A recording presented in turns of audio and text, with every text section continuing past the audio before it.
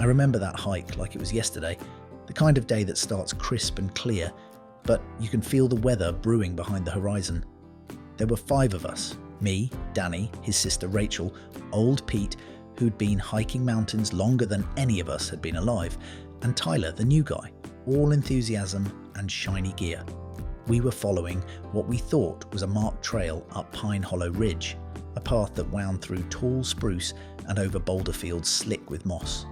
The air smelled of rain long before the clouds appeared, but the morning light was gold and the forest was alive with the chatter of jays and the tapping of woodpeckers. For the first few miles, the markers were easy to spot. White blazes on bark, steady as breadcrumbs. The climb was steep, but the rhythm of boots and breath felt good. Around noon, fog began to roll in from the valley below. It wasn't heavy at first, just wisps curling between the trunks, but within half an hour, it thickened into a milky wall. That's when Rachel noticed the last trail marker we'd seen had been nearly a mile back. We paused, each of us scanning the grey curtain for the next one, but there was nothing. The forest suddenly looked unfamiliar. It's funny how quickly confidence drains when the way ahead disappears. Pete shrugged it off, said he'd hiked this route before, though before turned out to mean 20 years ago. "Trail don't just vanish," he said. "They just hide for a bit." So we pressed on, hoping to spot the next blaze around a bend. The fog muffled every sound. No birds, no wind, not even our footsteps seemed right. The slope steepened, and what had been a clear dirt path became a patchwork of roots and damp leaves. We climbed another few hundred feet before Danny called for a stop.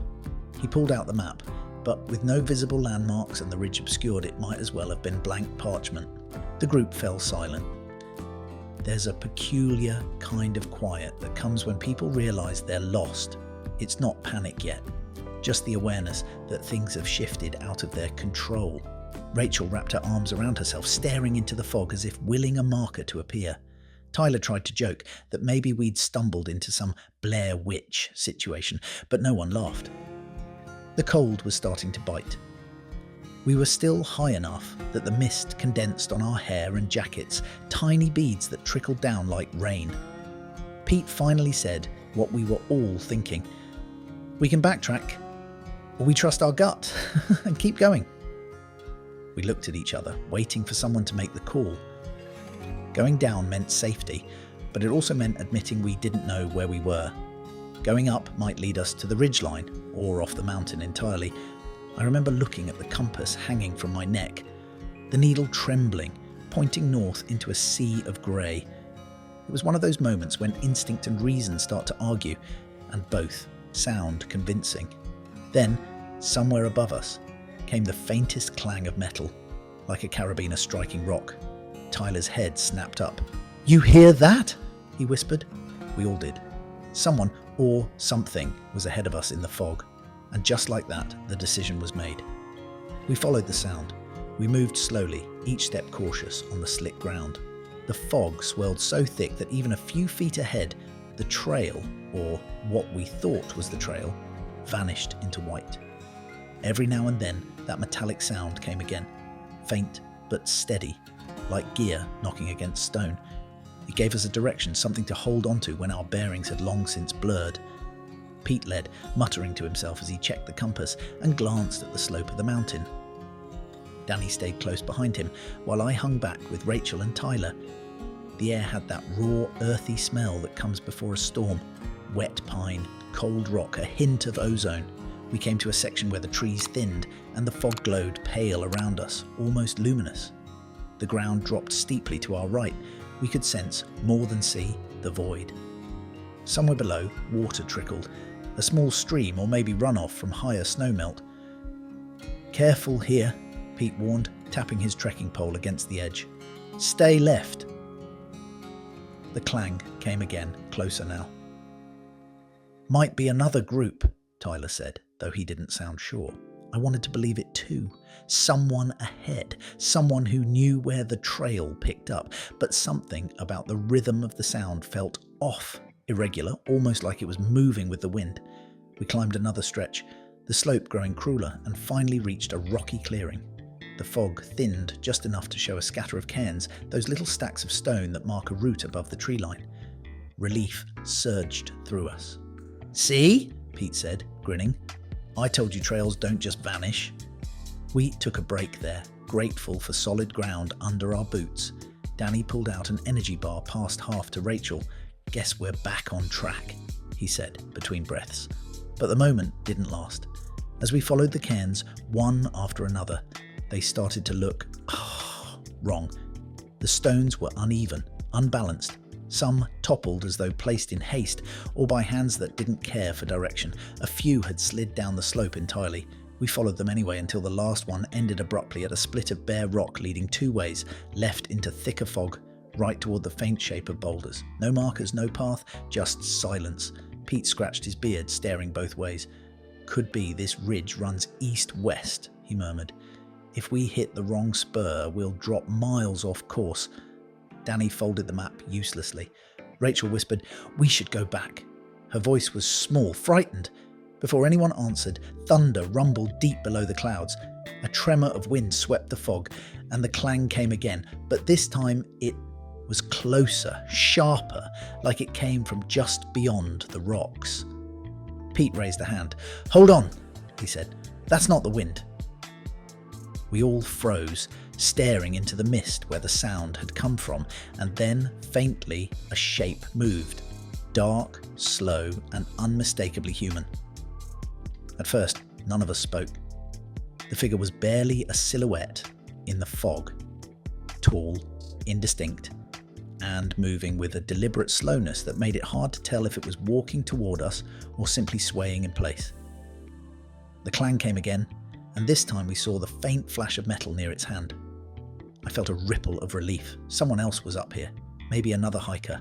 Maybe even a ranger. But the feeling didn't last. The sound was wrong. Metal against rock, yes, but uneven, irregular, almost like someone dragging a pole or striking it as they stumbled. "Hey!" Pete called out, his voice swallowed quickly by the mist. The shape paused, then turned slightly. We could hear the faint scuff of boots. "You lost too?" he added, louder. Still no answer, just the whisper of wind curling between the stones.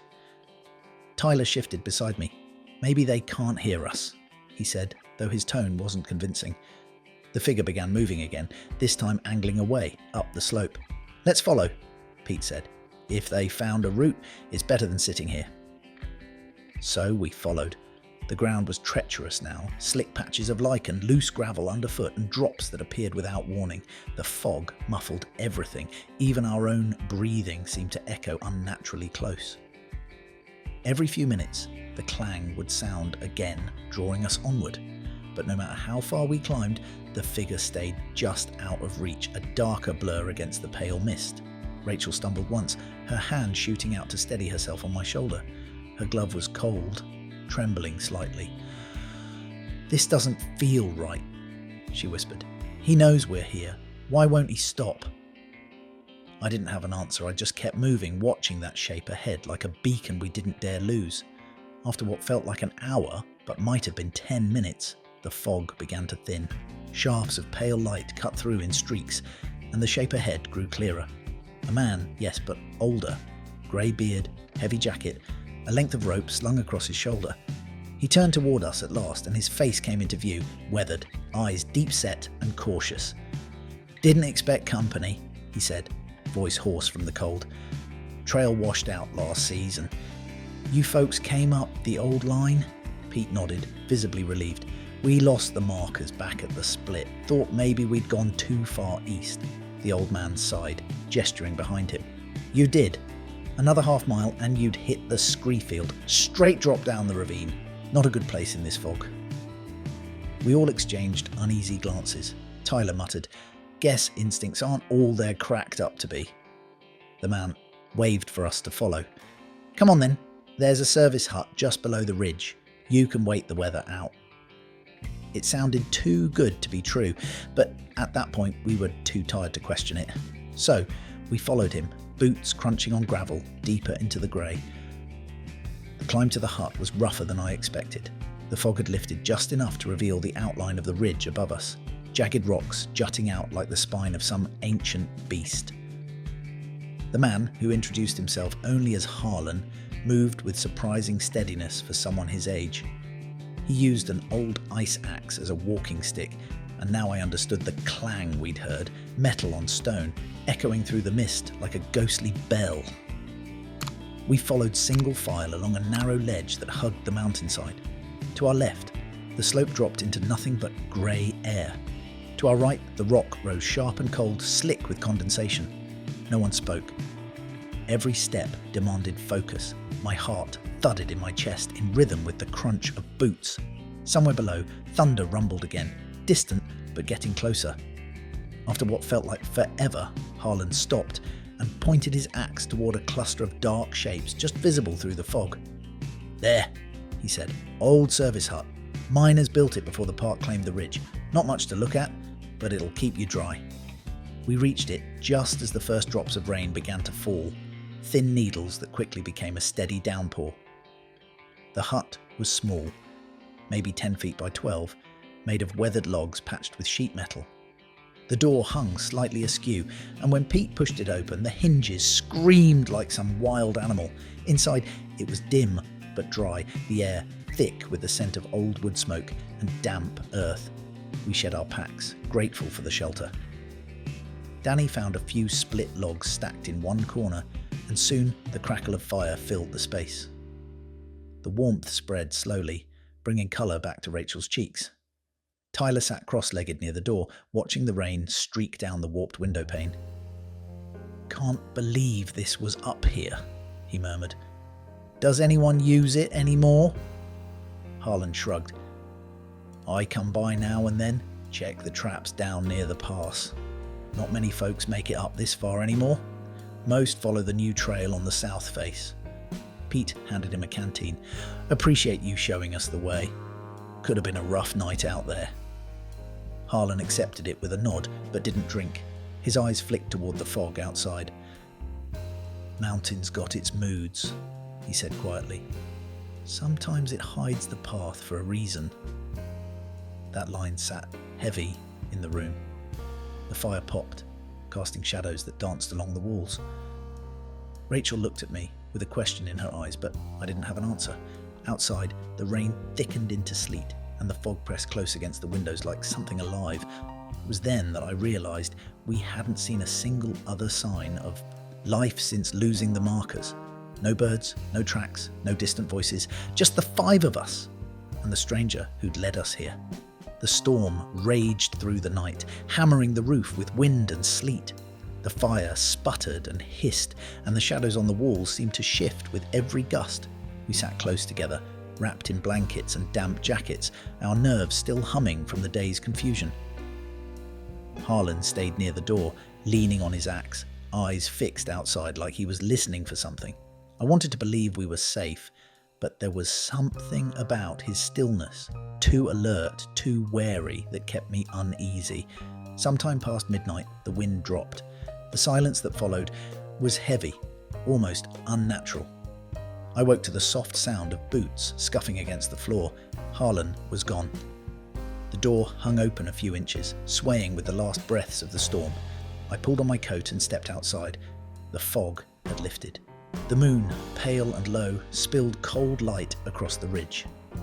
Below us, the valley stretched clear and endless, a sea of silver forest. I turned, expecting to see Harlan nearby, maybe checking traps like he said, but there was nothing. Only the outline of our footprints leading up to the hut, and a single set leading away, vanishing toward the cliff's edge. "Everything all right?" Pete's voice startled me.